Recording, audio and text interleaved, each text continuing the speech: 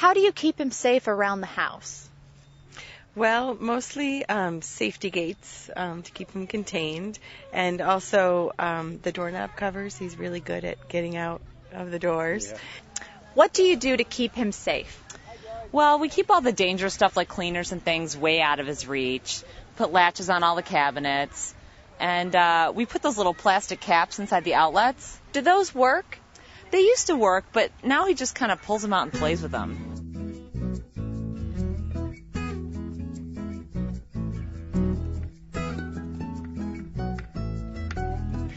Did you know that on average 7 children a day are injured by contact with electrical outlets? No, I had no idea. No. I can see how easily and quickly it can happen. Can you talk a little bit about your experience working here at the burn center?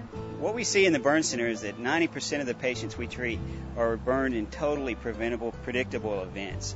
We also see a fair number of children who touch an electrical outlet.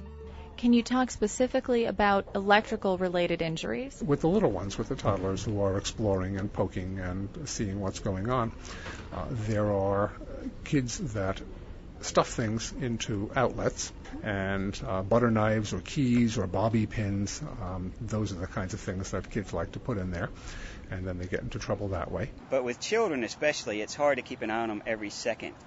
Have either of you ever heard of tamper-resistant receptacles?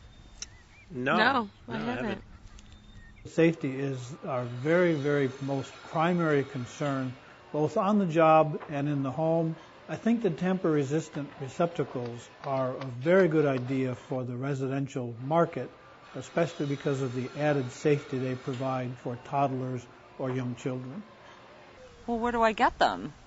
They're available for all residential applications. All major manufacturers have them. Unfortunately, not everyone knows about them.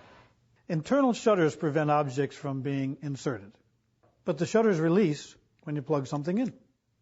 We actually take, and give them the little blocks and say, let's put the round peg in the round hole and the square peg in the square hole, and, so they learn from that. Well, unfortunately, sometimes they learn other things that they can put things into. Are you aware that tamper-resistant receptacles have been required in the 2008 National Electrical Code? I think that's one of the greatest things that can happen. Noah was a 1.5-year-old who had a key that he stuck in an outlet. His mother, Dory, was nice enough to tell us a little bit about what happened that day. She writes, "Fire began shooting out of the receptacle. There was a large zapping noise. Noah's hand was covered in black soot. We were standing in a room listening to our 1-year-old screaming in pain, and there was not one thing we could do to take the pain away or soothe our child." Most times there are good parents who are concerned and appropriate and just never thought of it. And the classic, I took my eye off him for just a minute and there we are. The result was a 2nd-degree burn to his index finger, his middle finger, and his ring finger. After 3 months of treatment at the burn center at Arkansas Children's Hospital, Noah's fingers were healing nicely. We were praying for a little or no scarring, no crooked fingers, and no skin graft. What is the range of injuries that you've dealt with over the years? There are burns, there are injuries to nerves. If you get facial injuries, they can be very severe in terms of a cosmetic and developmental sense. And can be an extensive burn, not only from the standpoint of the electricity, but from the standpoint of the sparks that go with that can really be a deep burn. And some can even lose fingers because of that.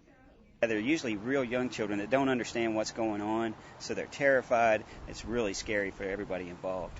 If there had been tamper-resistant receptacles, it wouldn't have happened. You can't teach a 2-year-old not to stick something in an outlet. You just have to make them where they can't do it.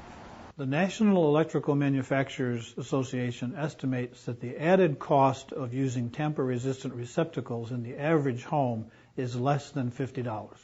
Safety outlets for the entire house? Just $50?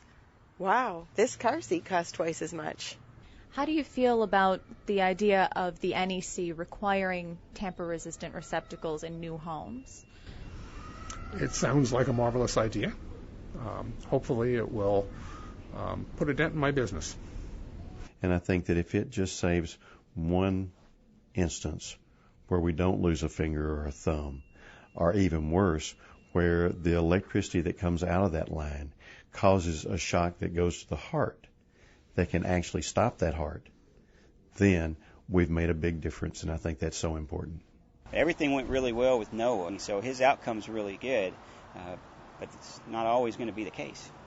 Placing them in hospitals and new buildings would keep anybody else's child from going through what my child had to go through. Then, we're proud to recommend it ourselves because it's been a road to go down. It really has.